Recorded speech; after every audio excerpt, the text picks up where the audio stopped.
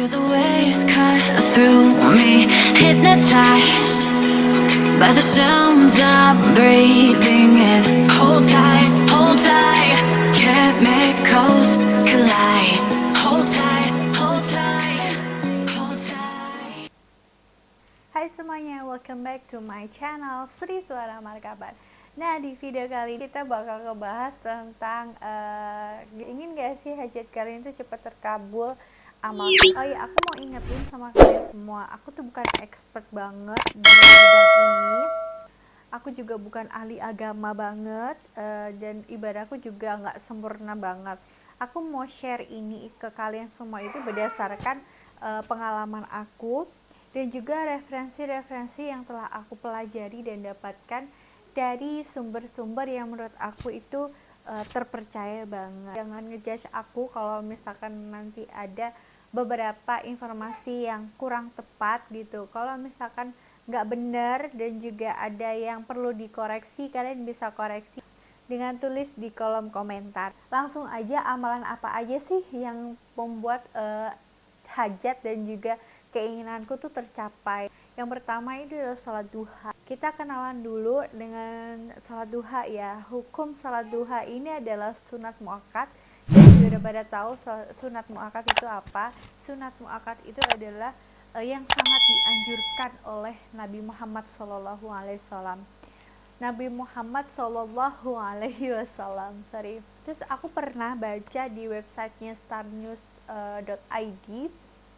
Di situ tertulis bahwasanya Rasulullah itu mengerjakannya dan menjadikan sholat duha ini adalah sebuah wasiat. Di sini juga ada aku search, aku bacain ya. Ini aku dapat dari detiknews.com.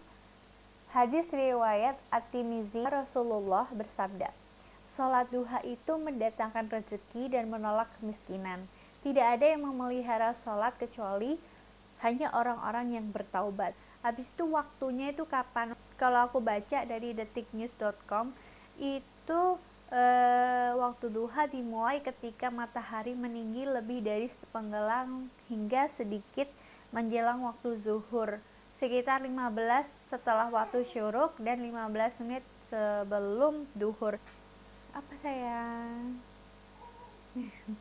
Jadi aku tuh kurang ngerti di waktunya itu matahari meninggi lebih dari sepenggalan itu kurang ngerti. Jadi aku ngerjainnya jam 8 ke atas gitu, jam 8, jam 9 atau jam 10 gitu. Kalau di sini di Batam kan zuhurnya jam 12. Jadi maksimal itu aku sholat duha tuh jam 11 atau enggak, aku pernah juga sih sholat jam setengah 12. Menurut kalian gimana? Boleh enggak? Coba tulis di kolom komentar. Setelah aku ngamalin surat duha setelah aku ngamalin sholat duha itu aku baca surat Al-Waqiah. Kita kenalan dulu ya dengan surat Al-Waqiah. Surat Al-Waqiah itu kan surat ke-56 di juz 27. Jumlahnya itu 96 ayat. Jumlahnya itu nggak banyak soalnya surat Al-Waqiah itu pendek-pendek gitu. Nah, surat Al-Waqiah ini juga salah satu surat yang dibaca oleh Rasulullah SAW. Biasanya beliau itu baca setelah sholat subuh gitu. Jadi ini aku tahu, aku belajar itu dari website dalamislam.com ya. Aku taunya itu dari si Taki Malik itu, kalian pasti tahu lah itu Taki Malik.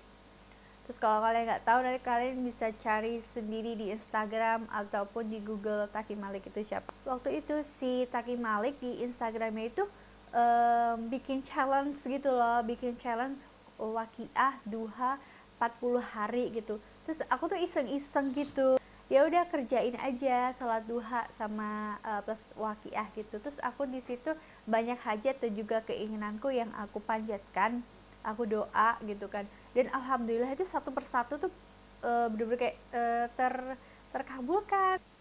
Sorry, aku nggak konsen sambil liatin anak aku.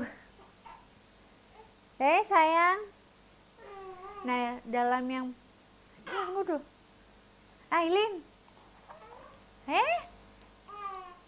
balik lagi, balik, jangan kayak gitu.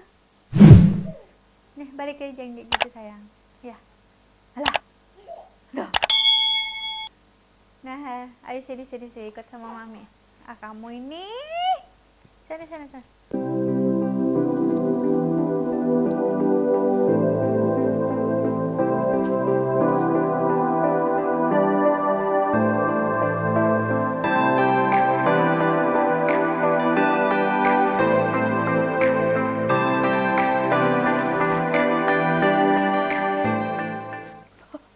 Akhirnya ikut juga si Ailinku. Aku tuh pengen lulus dalam 3,5 tahun dan dapat IPK di atas 3, dan alhamdulillah loh guys. Jadi semua itu tuh kayak tercapai gitu loh, dan dengan masya Allah gampang gitu. Entah kenapa ya, aku pengen aja sih. Kan setiap orang punya goal masing-masing ya, dan ini bukan untuk ajang pamer atau bukan untuk nyenengin orang, enggak, tapi untuk nyenengin diri aku sendiri gitu loh. Entah kenapa aku pengen banget sih lulus 3,5 tahun terus punya IPK tuh di atas 3 gitu. Ya Allah, aku bilang kayak gitu. Aku tuh pengen punya dosen pembimbing tuh yang baik dan ngerti aku banget gitu. Alhamdulillah aku dikasih dosen yang super baik banget gitu. Aduh, just bisa ngedukung aku banget. Dan yang selanjutnya itu, hajat yang aku capai itu adalah aku pengen punya aktivitas yang seharian penuh yang membuat aku tuh sibuk dengan hal-hal positif, dan aku tuh lupa dengan hal-hal yang negatif gitu. Jadi maksudnya tuh aku pengen menghindari dan menghindarkan diri aku tuh dari hal-hal yang negatif gitu loh. Aku tuh pengen ya Allah kayak bener-bener ngilangin rasa suntuk. Dan waktu itu tuh ada masa di mana aku itu down-nya gitu loh, kayak ketika putus pacaran gitu ya, ketika putus gitu kan kayak bener-bener down gitu ya. Jadi aku pengen punya aktivitas yang seharian penuh yang itu positif gitu. Terus yang hajat dalam pekerjaan itu aku pengen jadi presenter sebuah acara gitu, dan alhamdulillah aku mendapatkannya. Terus juga aku pernah dapat promosi jabatan di Jakarta gitu ya. Terus alhamdulillah aku dapat, cuma aku menolaknya karena ada alasan tertentu gitu. Terus aku setelah menikah, aku pengen segera punya anak gitu kan. Jadi aku nggak mau nanti gitu kan. Ada beberapa amalan yang aku share. Kalian bisa cek di video aku, nanti aku terterakan di mana, di sini atau di sini linknya gitu. Terus pas waktu ketika lahiran, aku tuh pengen lahiran normal ya Allah gitu. Terus dengan lancar, sehat semuanya. Sementara di situ kan mataku minus tinggi dan was-was juga gitu. Terus alhamdulillah aku bisa. Terus ada beberapa usaha-usaha yang aku lakukan tentang lahiran normal ini dengan mata minusku yang tinggi. By the way, aku lagi pakai soft lens sih, soft lensnya bagus banget dan aku suka banget karena kan mataku sensitif gitu ya. Jadi aku lebih sulit gitu kalau cari soft lens, dan ini alhamdulillah cocok banget aku share beberapa usaha dan juga amalan-amalanku tentang lahiran normal. Kalian juga bisa cek videonya di sini atau di sini. Terus habis itu banyak kali rezeki dan juga kemudahan-kemudahan yang aku dapatkan ketika dalam lahiran gitu. Pas waktu lahiran itu biaya lahiran tuh gratis guys, jadi nggak dibayarin, pokoknya dapat aja lah rezeki gitu.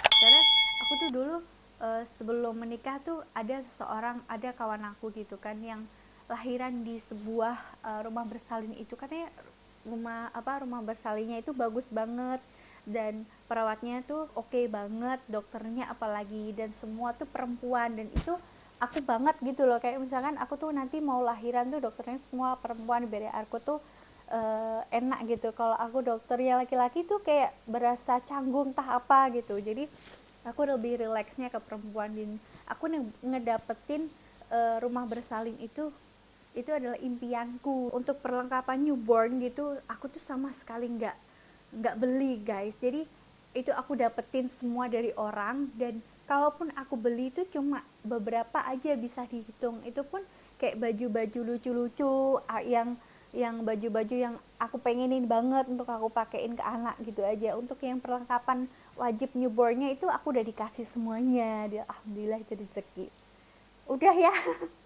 Udah sih itu aja ya guys. Aduh, ada aku ribet ini mah. Kamu mah mami bikin konten nanti di pending lagi nih. Udah ya guys, itu aja sih. Maaf ya kalau belibet, soalnya aku nggak konten juga ini. Tapi ini hiburan buat kalian semua ya. Ya, udah. Sudah selesai ya. Ya. Jangan lupa ya subscribe channel ini, dukung channel ini dengan subscribe, like, comment, dan share ke teman-teman kalian biar video ini bermanfaat. Ya. Oke. Oke, see you. Sampai jumpa di video selanjutnya. Jangan lupa subscribe ya. Tiki tiki tiki. Jangan lupa subscribe ya. Ayo, dadah.